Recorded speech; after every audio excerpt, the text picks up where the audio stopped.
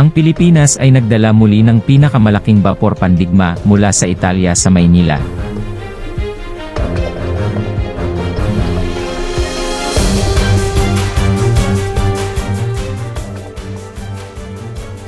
Dumaong ang Italian Navy offshore patrol vessel na Francesco Morosini sa Maynila noong Sabado para sa isang 4 na araw na goodwill visit na hudyat ng lumalaking interes ng Italy sa estratehikong rehiyon.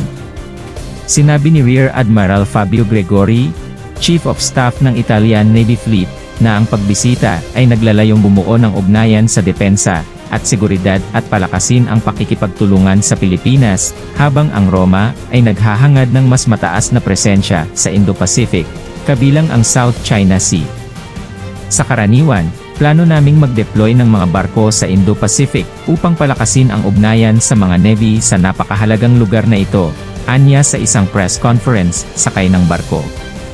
Sinabi ni Italian Ambassador to the Philippines, Marco Clemente, na ang deployment ay naayon din sa 2016 na arbitral ruling sa pagbibigay diin sa kahalagahan ng pagsunod sa internasyonal na batas ng dagat.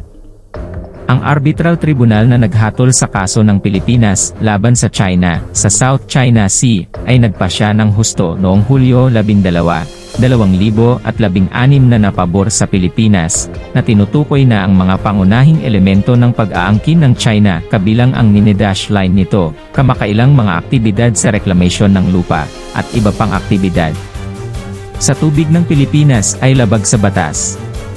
Ang Francesco Morosini ay nasa bansa hanggang Hulyo 11 bilang bahagi ng isang 5 buwang kampanya ng hukbong dagat upang isulong ang diplomasya ng hukbong dagat, kasama ang kalayaan sa paglalayag, paggalang sa internasyonal na batas ng dagat at isang ligtas at inklusibong Indo-Pacific. Sa pagtatapos ng pagbisita, magsasagawa ito ng Joint Passing Exercise, PASEX, kasama ang Philippine Navy, na nakikita ni Clemente na magbubukas ng mas maraming pagkakataon para sa hinaharap na Philippine-Italy Maritime Cooperation. Hindi ako mahihiya sa paggamit ng word game changer tungkol sa pagbisitang ito. Ang presensya ng Morosini ay maaaring gumawa ng pagbabago para sa kinabukasan ng ating bilateral na relasyon, anya. Ipinarating ni Italian President Sergio Mattarella noong Hunyo 15 ang intensyon ng Italy na ituloy ang pakikipagtulungan sa depensa sa Maynila, partikular sa pagbili ng mga kagamitan sa pagtatanggol. Tinalakay din ng Defense Attaché ng Italia na si Maurizio Piton ang hinaharap na pakikipagtulungan sa Philippine Navy tungkol sa bagong konsepto, mga bagong henerasyong patrol vessel na makakatulong sa patuloy na pagsisikap ng modernisasyon ng Pilipinas. Sa parehong presser, ibinunyag ni Clemente na ang dalawang gobyerno ay nagsusumikap na tapusin ang isang memorandum upang mapabuti ang relasyon sa industriya ng militar. Tumanggi siyang magbigay ng mga detalye, ngunit sinabing ang kasunduan ay magsisilbing base ng hinaharap na pakikipagtulungan sa pagtatanggol ng Pilipinas-Italy. Marami tayong maibibigay at natutuwa akong sabihin na ang Pilipinas, marami silang, na, itanong, sobrang interesado sila sa ating teknolohiya, he said. Ito ang unang pagkakataon na gumawa ng port call ang Francesco Morosini sa Maynila, nakasabay din ng ika-negatibo 76 na anibersaryo ng relasyon ng Pilipinas-Italian noong Hulyo 9. Ang ikalawang barko ng multipurpose offshore patrol vessel class ng Italian Navy, ang Francesco Morosini, ay maaaring magsagawa ng parehong mga aktibidad sa proteksyong sibil at mga gawaing militar, kabilang ang patrol, logistik, transportasyon, at labanan sa ibabaw.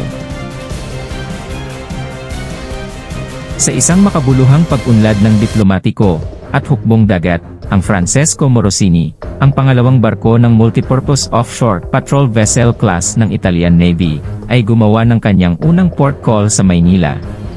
Ang pagbisita ay kasabay ng ika-negatibo 76 na anibersaryo ng diplomatikong relasyon sa pagitan ng Pilipinas at Italia, na nagpapakita ng lumalagong pagtutulungan ng dalawang bansa. Binigyang diin ni Rear Admiral Fabio Gregori, Chief of Staff ng Italian Navy Fleet, ang kahalagahan ng pagbisita sa pagbuo ng ugnayan ng depensa at seguridad sa pagitan ng Italia at Pilipinas.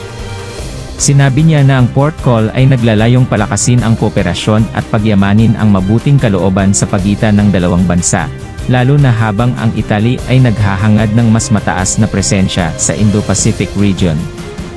Sa pagbisita, ang mga tripulante ng Francesco Morosini ay nakibahagi sa iba't ibang aktibidad, kabilang ang mga courtesy call sa mga opisyal ng hukbong dagat ng Pilipinas, mga programa sa pagpapalitan ng kultura, at magkasanib na pagsasanay. Ang mga kakayahan ng barko sa mga aktibidad sa proteksyong sibil, at mga gawaing militar, kabilang ang patrol, logistik, transportasyon, at labanan sa ibabaw, ay ipinakita, na nagpapakita ng kakayahang magamit nito. Ang mga opisyal ng hukbong dagat ng Pilipinas ay nagpahayag ng pasasalamat sa pangako ng Italia sa panrehiyong seguridad, at sa kanilang magkabahaging interes sa pagtataguyod ng kapayapaan at katatagan sa Indo-Pacific. Ang port call ay nagbigay ng pagkakataon para sa parehong mga hukbong dagat na magpalitan ng mga pananaw sa mga hamon sa maritime, galugarin ang mga potensyal na lugar ng pakikipagtulungan, at palalimin ang pag-unawa sa isa't isa. Binigyang diin din ng pagbisita ng Francesco Morosini ang estratehikong interes ng Italia sa Indo-Pacific, partikular sa South China Sea. Sinabi ni Rear Admiral Gregory na ang Italian Navy ay masigasig na mag-ambag sa panrehiyong seguridad at pagtataguyod ng kaayusan na nakabatay sa mga patakaran sa internasyonal na tubig.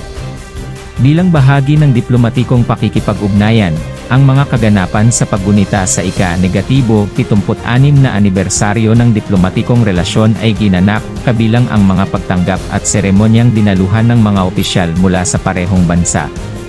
Ang pagbisita ay inaasahang mag-iiwan ng pangmatagalang epekto sa bilateral na relasyon, na magbubukas ng mga daan para sa hinaharap na pakikipagtulungan sa depensa, seguridad, at mga usaping pandagat.